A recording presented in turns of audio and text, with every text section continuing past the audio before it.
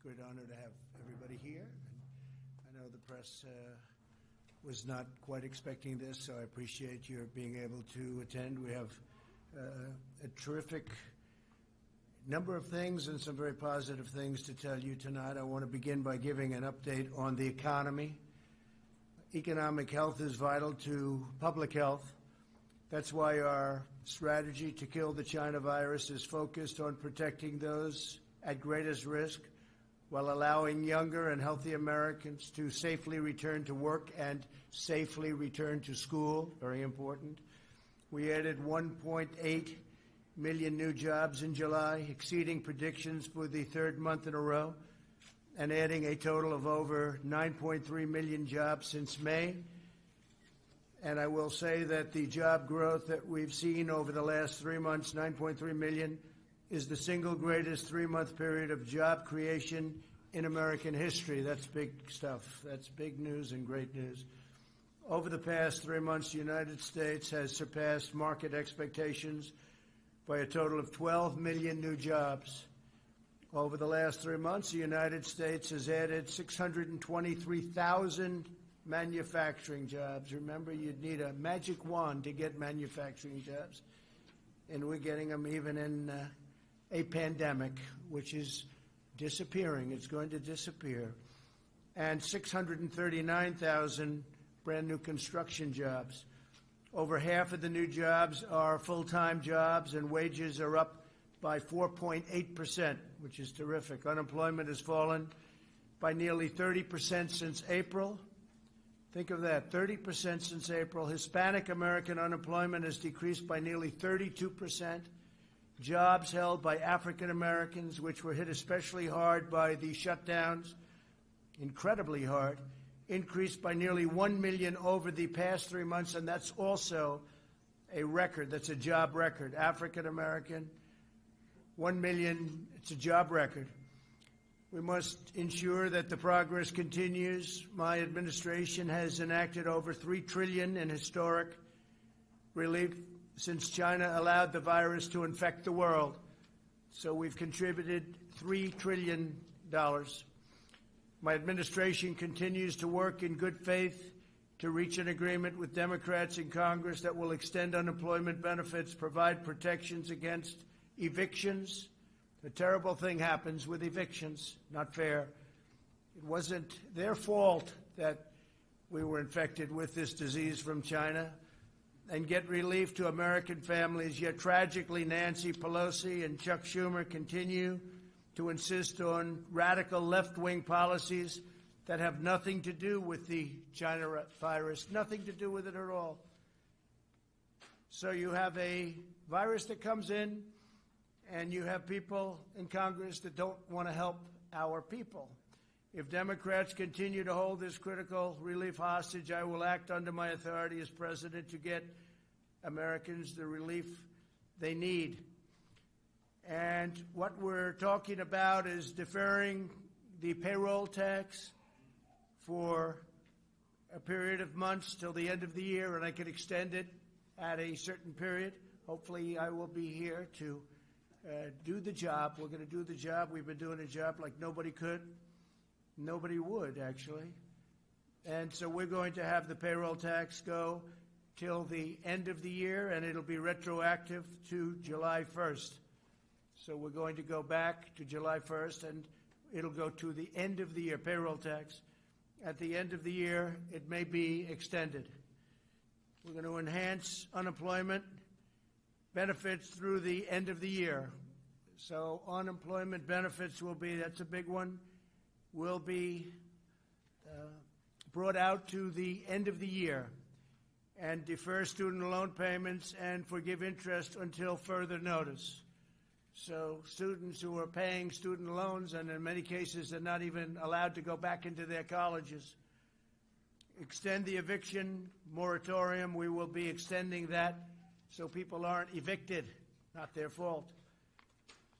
We had a lengthy discussion this morning with President Macron of France concerning numerous subjects, but in particular the catastrophic event which took place in Beirut, Lebanon.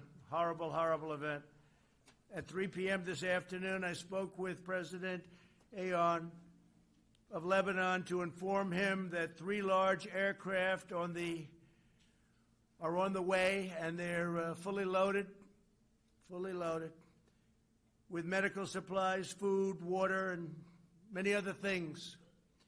Lots of emergency equipment. Also, first responders, technicians, doctors, and nurses are on their way. This was an event like the world has not seen for a long time. Horrible event. We'll be having a conference call on Sunday with President Macron, leaders of Lebanon, and leaders from various parts of the world. Everyone wants to help. We spoke to a lot of people. They all want to help. The United States is with authorities on the ground right now in Lebanon to identify further health and humanitarian needs, and we will provide further assistance in the period to come. We're working very closely with their government and with their leaders. And on behalf of the United States, I want to extend our condolences to all of the families, a much larger number of families than anybody would have thought and than anybody at first thought. But all of those families who lost loved ones, relatives, friends in this horrible tragedy, we stand firmly with the people of Lebanon and will continue to offer our full support through this very difficult time. We have not seen anything like this in a long time. As you know, earlier this week I met with American workers at the Tennessee Valley Authority who have been laid off by the leadership at the Tennessee Valley Authority. As you know, this is a form of utility. It's been around for a long time, since FDR. And the head person, not controlled by government, but it's sort of semi-public in a sense, gets paid the highest salary in the world of government. He gets $8 million a year. That's not a bad amount of money. It's $8 million a year, and we are not accepting that, even though we're not the ones that appoint him or her, but in this case him. We're not accepting somebody getting paid $8 million a year. This has been going on for many years. And we will do something about that, and we're already in negotiations right now, including possible termination. They and hundreds of their fellow American tech workers, the workers at the TVA, were being terminated from their positions on top of all of this and on top of the $8 million salary and a chief of staff who makes much more than $1 million a year. But on top of all that, they were being terminated from their positions, these incredible people, in order to train the lower-cost foreign workers imported to replace them. How's that for a law? And this was set up originally to create jobs and economic development. And now they're getting fired, and they're supposed to train people for who get a much lower salary. It's crazy. This was a grave injustice. I fired the chairman of the board in response. On Friday, I fired the chairman of the board, along with one other board member. That's the one thing we have. We have the right to fire board members. And I made it clear that if they did not swiftly reverse course, I would continue with these firings of the board members. And we just were informed that they have agreed to change course totally. And today I'm proud to announce that a major victory for the workers of Tennessee and Kentucky and other areas that are covered, great states, that the leadership of the TVA has canceled all of the layoffs and given hundreds of American workers their jobs back. They're being rehired as we speak. In this administration, we live by 2 rules: buy American and hire American. You can't do that. You can't fire all our workers and hire people back from other faraway parts of the world at lower prices, especially when they have to train the people. And they can never train them as good as what you have, because they've been there for many years. They've done a fantastic job. And they love the TVA. We had a lot of people in the office the other day. A lot of the media was covering it. They love the Tennessee Valley Authority. So, and they're so proud to work for it, but this happened and it was a terrible thing. So now they're going to get their jobs back. They're all going to be getting their jobs back. Nearly every nation on earth continues to combat the virus. A number of countries are seeing a surge in new cases, including Japan, the Philippines, major parts of Europe. Cases continue to surge in Latin America. It's right now the most infected place anywhere in the world. They've more than doubled in recent days. Latin America is doing very little testing. They're not really equipped to do that. It's tough. In the United States, more than 80% of jurisdictions report declining cases. We're doing very well. You don't hear that too often from the media, but we're doing very well. We have a very large country, very complex country in a sense. More than half of America's counties report fewer than 20 cases last week. So if you look at that, more than half of America's counties report fewer than 20 cases last week. But we have to remain vigilant. We're doing very well, but we have to remain vigilant. Nationally, the percentage of emergency room visits with the coronavirus symptoms is down to almost half what it was in July.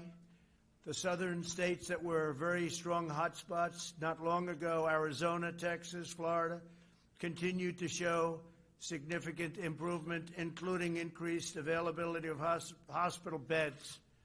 Arizona now has the smallest number of coronavirus inpatients since mid-June. It's gone. The governor was up, and we had a great meeting, Governor Ducey, and the meeting was terrific. But since mid-June, so they're doing well, and it's going down, heading down very rapidly, actually. Texas is stabilizing and improving rapidly with some progress in the Rio Grande Valley and other communities along the border with Mexico that had shown the biggest increases in hospitalizations and deaths. Florida is also stabilizing. Its statewide positive test rate continues to decrease from 13% on July 23rd to 8% this week. Florida's done very well. It's going down. It's heading down actually quite rapidly. And even Miami, which was the hottest spot in Florida, is heading downward. But Florida has done very well. Texas has done very well and rapidly. And Arizona has done incredibly well. So Arizona's really been a very rapid drop. New Jersey and New York remain stable with less than 1% of emergency room visits due to the China virus. The illness took a devastating toll on both states, as you know. While both states really took the brunt of the infection earlier this year, thankfully we have not seen a resurgence. They've been doing a good job. Everybody's working very hard. Both governors are working very, very hard. We're in touch with them. We're supplying them with a lot of supplies as needed, if needed. But they're needing very little right now. They're in very good shape. We will continue to monitor the new cases. Throughout this crisis, my administration has provided extraordinary support of people, equipment, medical supplies to the people of New Jersey, the people of New York, and to the people of every state, all of our states. We're carefully monitoring California's Central Valley, as well as San Diego, Los Angeles, Sacramento, and San Francisco, which are starting to stabilize and go down. We're carefully watching regions from increasing cases, including Boston and Chicago, as well as the Midwest. We're watching them all very carefully. It's vital that all Americans work together to protect the vulnerable. For this reason, we've delivered vast amounts of protective equipment and testing supplies to nursing homes all across America. We're focused very much on the elderly, especially the elderly where they have heart problems or diabetes problems. Diabetes is a big problem. Approximately half of all deaths have occurred in nursing homes and long-term care facilities. It's an incredible number when you hear half of the deaths have been in nursing homes and long-term care facilities. And I will tell you that I met with owners and representatives of nursing homes, and they are very, very vigilant. They're doing a very good job now. They've really done something that I think is special. They're doing very well in terms of the virus. They're working very hard, and a lot of things happened. A lot of forces came together and hit the nursing homes very hard. But the representatives of nursing homes, in some cases the ownership of nursing homes, are working very hard. The federal government and the private sector have delivered more than 9 million N95 masks, 27 million surgical masks, 3 million face shields, 20 million gowns, and 668 million gloves to New Jersey alone. Think of that. We provided $3.4 billion to the state of New Jersey in emergency relief funding. So we happen to be in New Jersey right now, so those are great numbers. The governor's working very hard. Governor Murphy's doing a good job. We're working very closely with him. We've also provided nearly $5 billion to New Jersey hospitals and healthcare facilities. And through the Paycheck Protection Program that you all know so well, we provided $23 billion to support more than 250,000 New Jersey small businesses. A lot of the small businesses that you see that are opening now and going to do well, they're there because of what we did with Paycheck Protection. On therapeutics and vaccine updates, 3 vaccine candidates have now moved into phase 3 trials. This would be years ahead of schedule. We have done wonders with the FDA. I want to thank the FDA and all of the great people there and Dr. Hahn. But we have phase 3 trials already going on, which is most people would have said impossible to even think about. Today, Pfizer announced that it will manufacture Gilead's drug remdesivir, where we've had tremendous success. Last week alone, my administration procured and distributed over 120,000 vials of remdesivir, enough to treat more than 19,000 patients. Plasma treatments continue to show incredibly encouraging results, really incredible what's going on. And if you can go to a blood bank, if you've had this disease and beat it, and there are a lot of people that have, if you could, go to a blood bank and donate, that would be a tremendous help. The United States is only 5% of the world's population, but we have conducted over 25% of the world's testing. Think of that, 5%, and we've given 25% of the world's testing. Any proper global analysis of confirmed cases must really take this into account, because we're constantly showing cases are up. Well, the reason cases are up because we're doing, one of the reasons, we're doing a lot of testing. We're doing much more testing than anyone else, close to 65 million tests, where other countries have done very little testing. They'll test people if they get sick. They'll test people if they go into the hospital. They'll test certain people. We're doing tremendous testing, and we're especially doing big testing at the nursing homes. Over the last week, the testing turnaround times have declined significantly as our major commercial labs have begun pooling samples, and we've also been able to send out many more of the tests, which are the 5-minute to 15-minute result tests. Testing samples from multiple patients in one batch is also something that we're very focused on and doing, but in the not-too-distant future, we'll have so many tests where it's a quick test. They call it a quick test, 5 minutes to 15 minutes. So we won't even have to worry too much about the process of sending and receiving. Because if you figure it takes a day to send and a day to receive, and let's say a day at the laboratory, that's 3 days right there. And the other tests, you can have them in 5 to 15 minutes. Over the next 2 weeks, I'll be pursuing a major executive order requiring health insurance companies to cover all pre-existing conditions for all customers. That's a big thing. I've always been very strongly in favor. We have to cover pre-existing conditions. So we will be pursuing a major executive order requiring health insurance companies to cover all pre-existing conditions for all of its customers. This has never been done before, but it's time the people of our country are properly represented and properly taken care of. This follows a series of executive orders to lower drug prices and lower prescription drug prices, and significantly. We had the only year, which was last year, where drug prices went down in 51 years. but we're talking about going down at a level that nobody has even thought possible now, even though the drug companies are running very big ads on me, but that's usually a reason. They're not too happy. They can't be too thrilled. But they've made a lot of money over the years, and prices just go up. Not fair.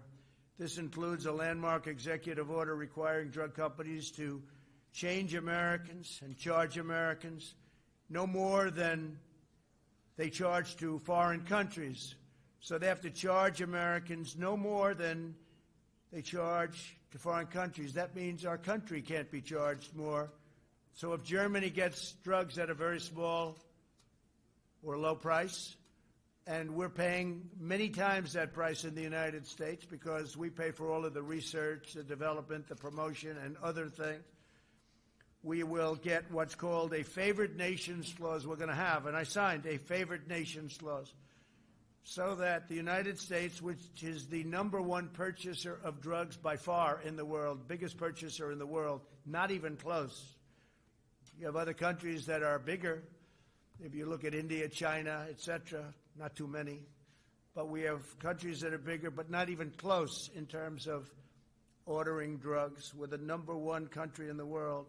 But we have a favored nation, so if somebody has a drug, in many cases it comes from a plant, the same plant.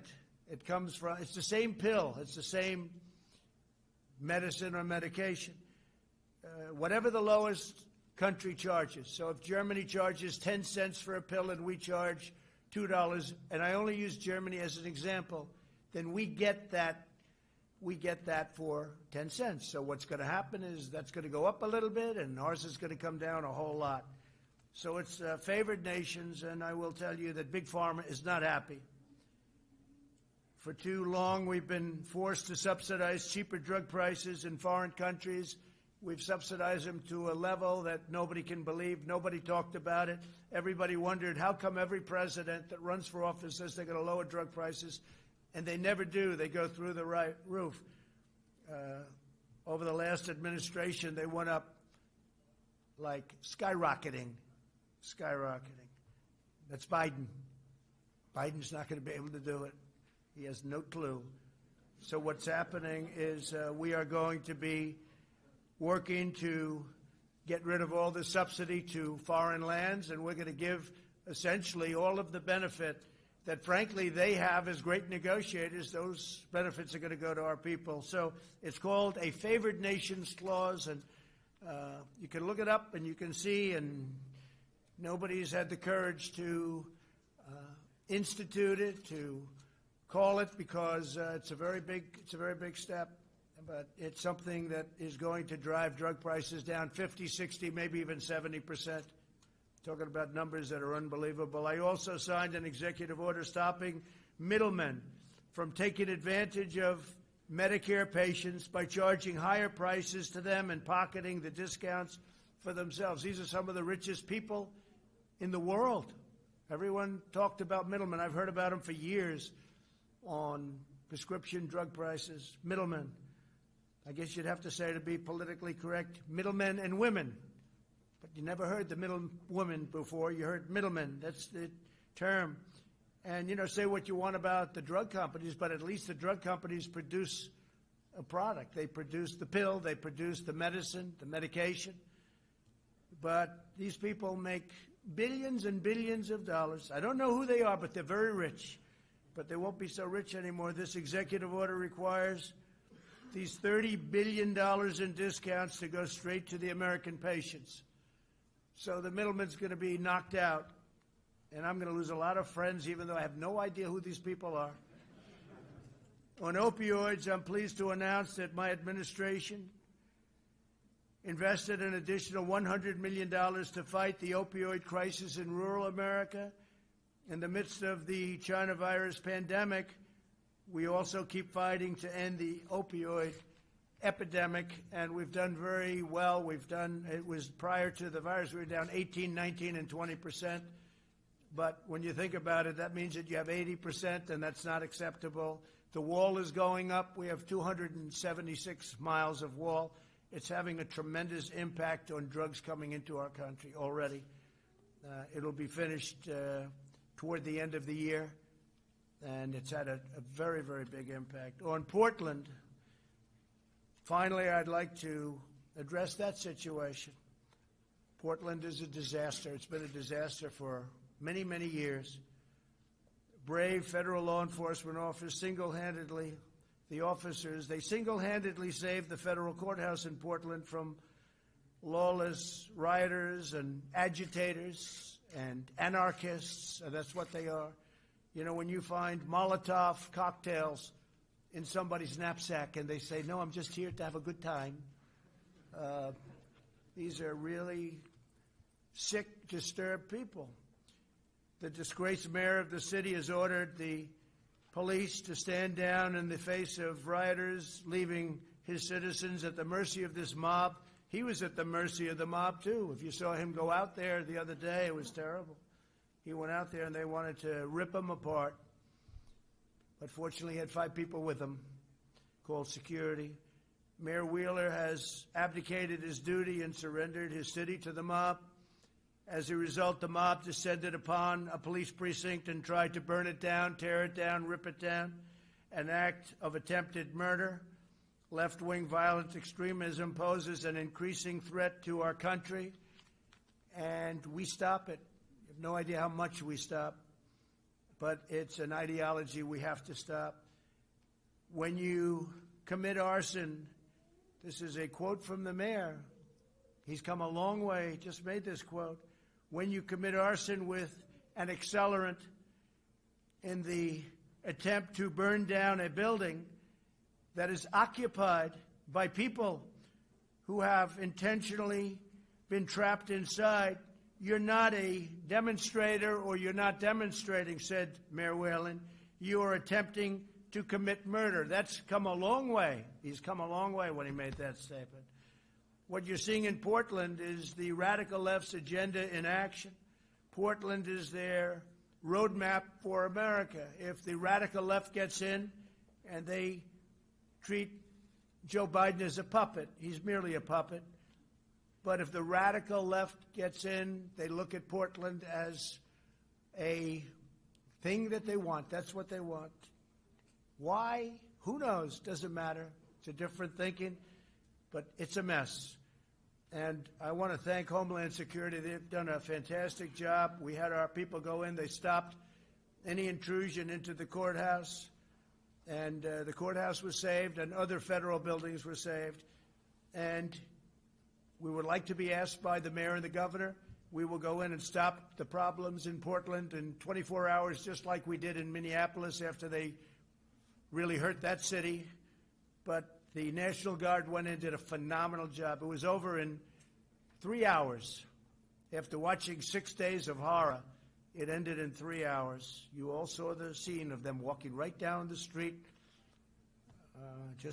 It was actually an unfortunate view, but an incredible view of how to do things.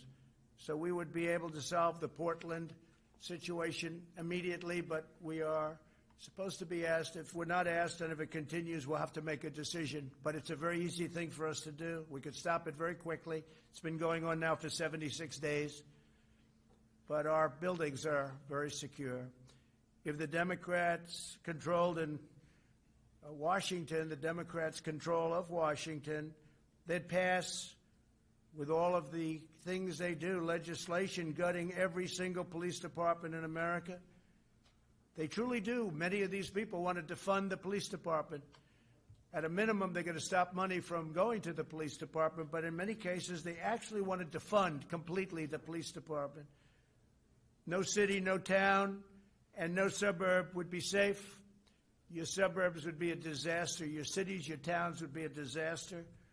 They want every city to be a Portland or to be a Chicago, which is totally out of control, and we're waiting for the mayor. We've sent people in to help them from an intelligence standpoint, but we're waiting for them to call the governor, the mayor. We could do a very good job in Chicago. Nobody's ever seen anything like that in this country. And yet, nationwide, numbers are good despite the Chicagos and the Portlands, and frankly, the New Yorks, when you look at what's happened in New York. 348% increase in the last number of months. Nobody's seen anything like that. It's so sad. To me, it's so sad because I love New York, and it's so sad. And all it is horrible, horrible, incompetent management by politicians that truly don't know what they're doing. So just like we saved the courthouse, we will save the United States of America. And a vast majority of people agree with me. A vast majority. Most people. They don't speak up as much as they could, but we know they're there, and everybody else knows they're there too. So with that, I'll take a few questions from the media. They've been here for a long time, and they've been waiting outside for a long time, and they wait for these moments. It's always a lot of fun. Please, go ahead. No, you, go ahead.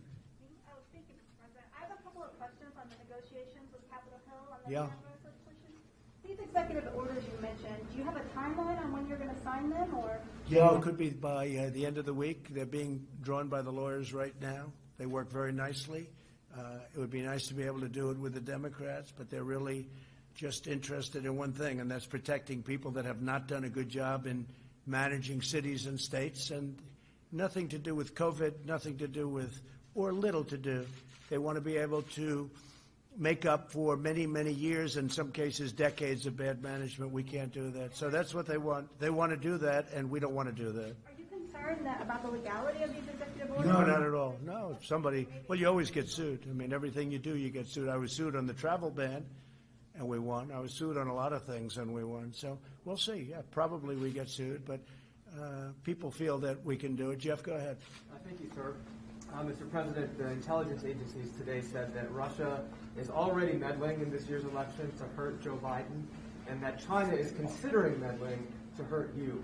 Do you believe that intelligence, and what do you plan to do about it? It could be. I mean, I could be very much. I think that the last person Russia wants to see in office is Donald Trump, because nobody's been tougher on Russia than I have ever. That's not what the intelligence is. Well, I don't care what anybody says. Nobody with any common sense would say, do it. Look at what we've done with our military. Look at what we've done in exposing the pipeline with billions of dollars going to Russia.